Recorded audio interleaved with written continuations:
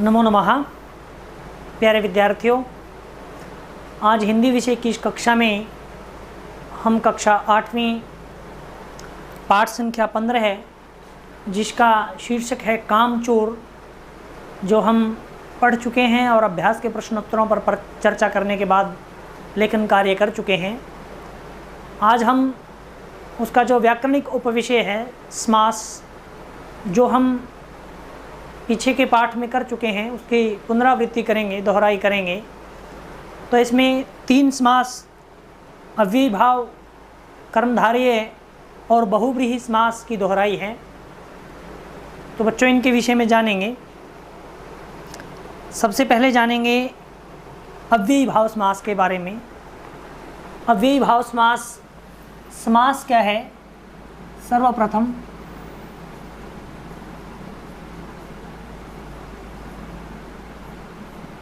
समास का शाब्दिक अर्थ होता है संक्षिप्तीकरण, संक्षिप्त करना, कम शब्दों में अपनी बात का भाव प्रकट करना। यह है समास का शाब्दिक अर्थ। अब आज जो हम समास पढ़ेंगे वो 3 समास हैं। देखें,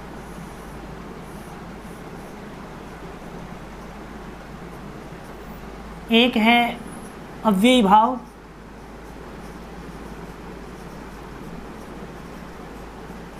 दूसरा है कर्मधारय,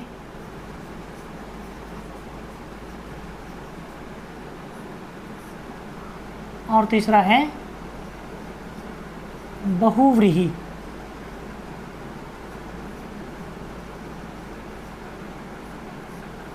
इनकी दोहराई करेंगे हम आज की कक्षा में बच्चों, विभिन्न प्रश्नों के माध्यम से। तो अव्ययीभाव समास के विषय में हम जानते हैं कि इसका प्रथम पद जो है, पहला पद,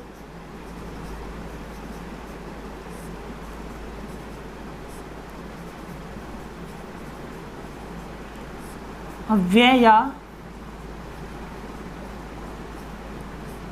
उपसर्ग होता है और इसी का अर्थ प्रधान होता है।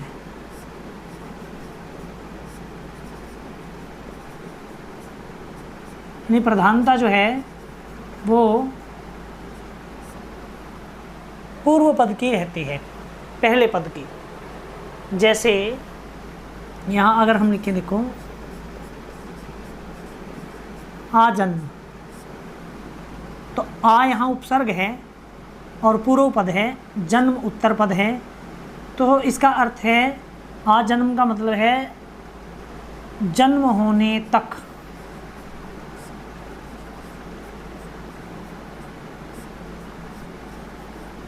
आ उपसर्ग का प्रयोग सीमा निर्धारण में करते हैं। जैसे आमरण का अर्थ है मरने तक, मरण तक।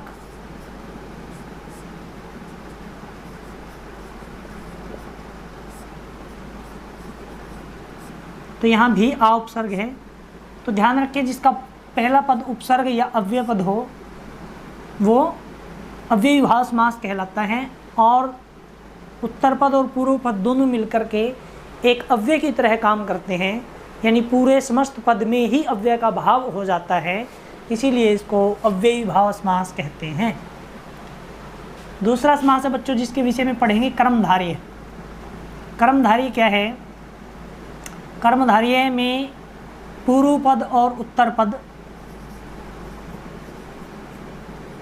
उपमान,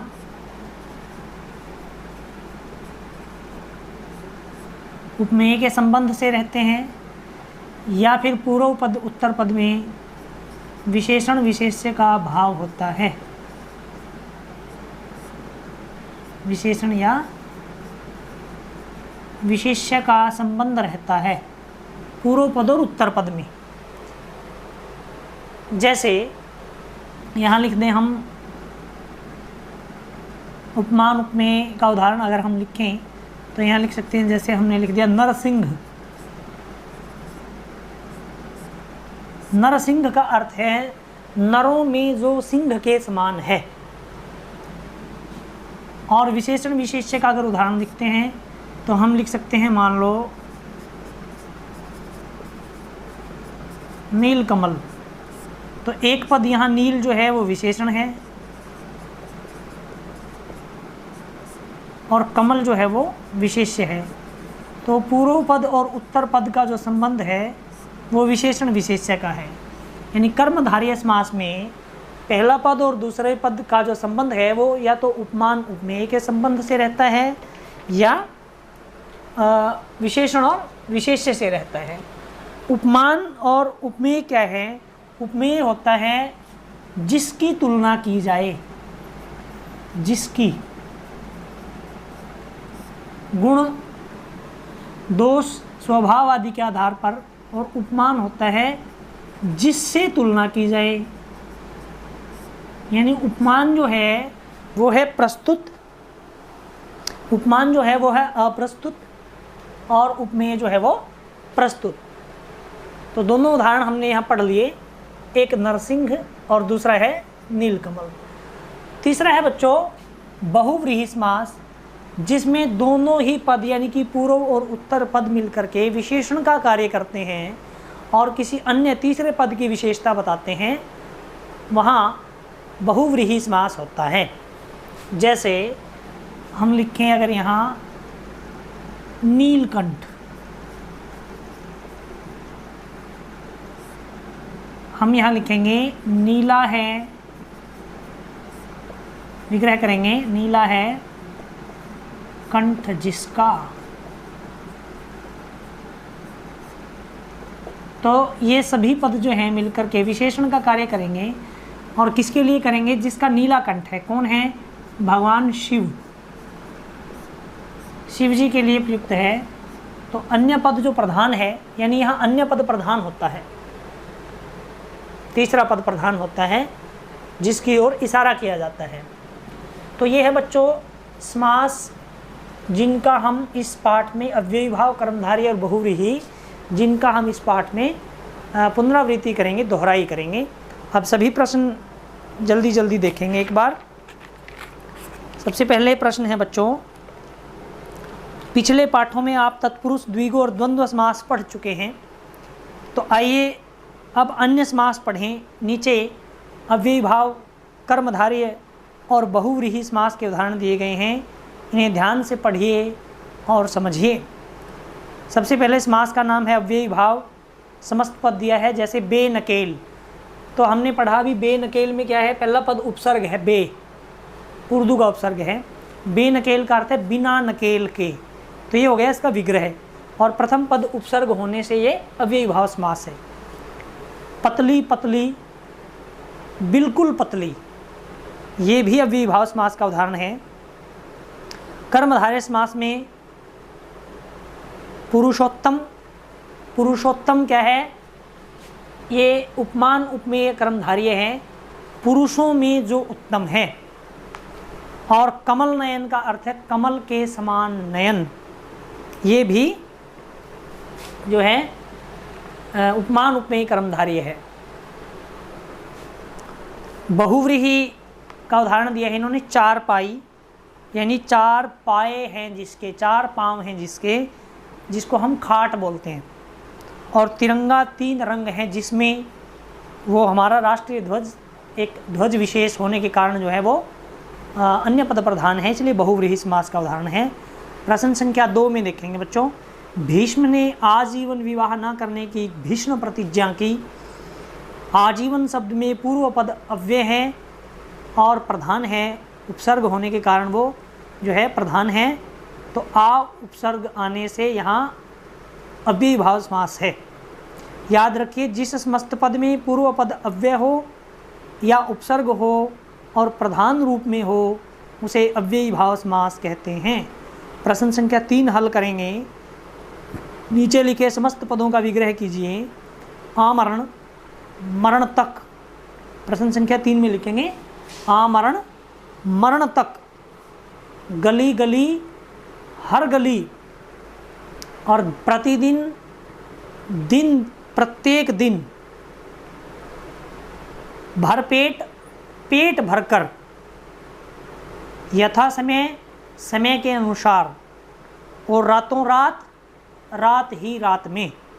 यह बच्चों प्रश्न संख्या 3 में समस्त पद दिए गए हैं जिनका विग्रह आपको करना है। प्रश्न संख्या 4 में फिर समस्त पद दिए हैं, विग्रह करके दिए हैं, उनको समस्त पद बनाना है, आपने जोड़ना है। जैसे जन्म से लेकर, तो जन्म से लेकर बन जाएगा बच्चों जैसे आजन्म, क्या बन जाएगा? आजन्म। और प्रत्येक घर बन जाएगा घर घर। जैसे ऊपर आया था गली गली, हमने बनाया उसका हर गली, तो यहाँ आया प्रत्येक घर, हम लिखेंगे घर घर। विधि के अनुसार जहाँ ऐसा प्रश्न पूछा जाता है वहाँ यथा जोड़ देते हैं आगे, और जो पहला पद होता है इसमें विधि के अनुसार, विधि को हम अंतिम पद बना देते हैं, दूसरा पद, यानी यथा विधि। ऐसे ही संभावना के अनुसार यथा संभव, शक्ति के अनुसार यथा शक्ति, इस तरह से बन जाएगा इसका। और प्रति एक जोड़ देंगे, प्रत्येक, हाथ ही हाथ में, हाथों हाथ, और हर घड़ी घड़ी घड़ी, जैसे ऊपर बनाया हमने घर घर। तो ये दोनों ही उदाहरण जो हैं अव्ययी भाव समास के हैं दोनों प्रश्न। तीसरे प्रश्न में समस्त पद दिया है, आपने विग्रह करना है, और चौथे प्रश्न में विग्रह करके दिया है, उसको समस्त पद बनाना है। प्रश्न संख्या 5 है, पढ़िए और समझिए। कुसुम कोमल राम को सन्यासी वेश में वन की ओर जाते देख ग्राम की स्त्रियां व्यथित हो गईं। यहाँ आया कुसुम कोमल राम। कुसुम कोमल का अर्थ है, कुसुम का अर्थ है फूल, कोमल का अर्थ है कोमल। तो कैसे कोमल? फूल की तरह। तो यहाँ जो है उपमान उपमेय कर्मधारय है। तो याद रखिए, जिस समस्त पद में पूर्व पद और उत्तर पद में परस्पर उपमेय उपमान तथा विशेषण विशेष्य संबंध होता है उसे हम कर्मधारय समास कहते हैं। छठा प्रश्न जो है इसी से संबंधित है। देखो, नीचे दिए गए समस्त पदों का विग्रह कीजिए।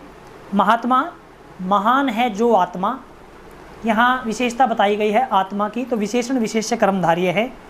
नीलकंठ, नीला है जो कंठ, यहाँ पर कंठ की विशेषता बताई गई है कि वो नीला है, तो ये भी विशेषण विशेष्य कर्मधारय है। और पीताम्बर, पीत है जो अंबर, अंबर का अर्थ है यहाँ वस्त्र से, यहाँ पर भी विशेषता बताई गई है, विशेषण विशेष्य कर्मधारय है। कमल नयन, कमल के समान नयन, यहाँ उपमेय उपमान कर्मधारय है। और घनश्याम, घन के समान श्याम अर्थात बादल के समान काला, यहाँ भी उपमेय उपमान कर्मधारय है। तो इसमें बताया गया है कि जहाँ पूर्व पद में और उत्तर पद में उपमेय उपमान का संबंध हो या फिर विशेषण विशेष्य का संबंध हो, वहाँ कर्मधारय समास होता है। नीचे दिए गए विग्रहों का समस्त पद लिखिए। अब विग्रह कर रखा है, समस्त पद आपने लिखना है। जैसे चंद्र के समान मुख, चंद्रमुख। महान है जो आत्मा, ऊपर भी आया महात्मा। प्राणों के समान प्रिय, प्राण प्रिय। मृग के समान लोचन, मृग लोचन। और विद्या रूपी धन, विद्याधन। ये प्रश्न संख्या 7 और 6 में कर्मधारय समास से संबंधित प्रश्न पूछे गए हैं। अब प्रश्न संख्या 8 है, पढ़िए और समझिए। चक्रधर ने जरासंध का सिर धड़ से अलग कर दिया। चक्रधर का अर्थ है यहाँ चक्र को धारण करने वाला अर्थात भगवान कृष्ण। तो चक्र को धारण करने वाला अर्थात श्री कृष्ण। यहाँ दोनों पद किसी अन्य पद, तीसरे पद की विशेषता बता रहे हैं। जैसा हमने यहाँ पढ़ा कि ये दोनों पद मिलकर के किसी अन्य तीसरे पद की विशेषता बताते हैं, विशेषण का काम करते हैं, तो वहाँ बहुव्रीहि समास होता है। 9वें प्रश्न में समस्त पद दिया है, उसका विग्रह करना है। जैसे गिरिधर, गिरि का अर्थ है बच्चों पर्वत, धर का अर्थ है धारण करने वाला। गिरि को धारण करने वाला, किसने धारण किया गिरि को? भगवान कृष्ण ने। चक्रपाणी, चक्र है पाणी में जिसके, पाणी पर्यायवाची हाथ का। चक्रपाणी, चक्र है हाथ में जिसके, सुदर्शन चक्र भगवान कृष्ण के हाथ में है। तो यहाँ भी जो है विग्रह जो बनेगा वो बनेगा चक्र है पाणी में जिसके। और दशानन, दश हैं आनंद जिसके अर्थात 10 मुखों वाला रावण। पीताम्बर। अब इसमें बच्चों दो तरह से समास बन सकता है। देखो, अगर हम इसको विशेषण विशेष से कर्मधारय बनाते हैं तब विग्रह करेंगे पीत है जो अंबर, और यदि इसका बहुव्रीहि समास बनाते हैं तब लिखेंगे पीत हैं अंबर जिसके, फिर हो जाएगा वो कोई अन्य व्यक्ति यानी कि भगवान विष्णु। और नीलकंठ, इसमें भी विशेषण विशेष से कर्मधारय भी बन सकता है और बहुव्रीहि भी बन सकता है। बहुव्रीहि बनेगा तो लिखेंगे नीला है कंठ जिसका, और अगर इसको बनाओगे कर्मधारय तो बन जाएगा, यहाँ लिख सकते हो आप, नीला है जो कंठ। फिर यहाँ विशेषण विशेष से कर्मधारय बन जाएगा नीलकंठ। एक ही शब्द में एक से ज़्यादा समास हो सकते हैं, ये निर्भर करता है कि आप उसका विग्रह कैसे करते हैं। उसके बाद है बच्चों गजानन। गज यानी हाथी, आनन का अर्थ है मुख, यानी गज के आनन के समान आनन है जिसका, हाथी के मुख के समान मुख है जिसका, किसका? भगवान गणेश जी का। तो यहाँ इसका विग्रह होगा गज के आनन के समान है आनन जिसका। चतुर्मुख, चार हैं मुख जिसके, भगवान विष्णु के लिए प्रयुक्त है। यहाँ पर जो है द्विगु समास भी बन सकता है, जो हम पहले पढ़ चुके हैं। फिर हम विग्रह करेंगे चार मुखों का समूह, वो समूह का बोध कराता है, संख्यावाची विशेषण उसका पहला पद होता है। ये हम पिछले पाठ में पढ़ चुके हैं। 10वां और अंतिम प्रश्न है बच्चों इससे संबंधित। अब विग्रह करके लिखा है, आपने समस्त पद बनाना है। जैसे निशा में विचरण करने वाला निशाचर अर्थात राक्षस, मृग जैसे नयनों वाली मृग नयनी, लिखेंगे मृग नयनी। और लंबा है उदर जिसका, लंबोदर। तीन नदियों का संगम स्थल, इसमें लिखेंगे त्रिवेणी। महान है आत्मा जिसकी, महात्मा। अब देखो हमने महात्मा का विग्रह किया, महान है जो आत्मा। जब अगर हम लिखते हैं महान है जो आत्मा, तो आत्मा की विशेषता बता रहा है कि वो महान है, तो वहाँ बनेगा विशेषण विशेष कर्मधारय। और अगर हम किसी व्यक्ति विशेष के लिए प्रयोग करते हैं कि महान है आत्मा जिसकी, फिर बन जाएगा ये बहुव्रीहि समास। तो एक ही शब्द में एक से ज़्यादा समास बन सकते हैं। विग्रह कैसे करते हैं इसके ऊपर निर्भर करता है आपका उत्तर क्या होगा। मक्खी को भी चूसता है जो, यानी मक्खी चूस, विशेष रूप से कंजूस व्यक्ति के लिए प्रयोग करते हैं मक्खी चूस।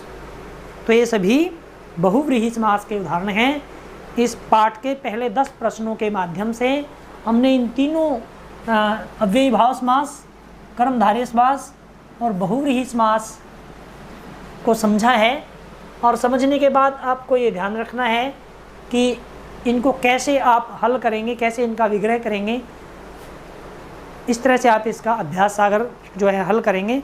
प्रश्न संख्या 11 से आगे के प्रश्न जो हैं वो दोहराने के लिए हैं, यानी वो उन विषयों में से हैं जो विषय व्याकरण के उपविषय जो आप पहले पाठों में पढ़ चुके हैं। तो इनको आप एक बार हल करने का प्रयास करेंगे। आगामी कक्षा में हम इनका समाधान भी करेंगे। धन्यवाद।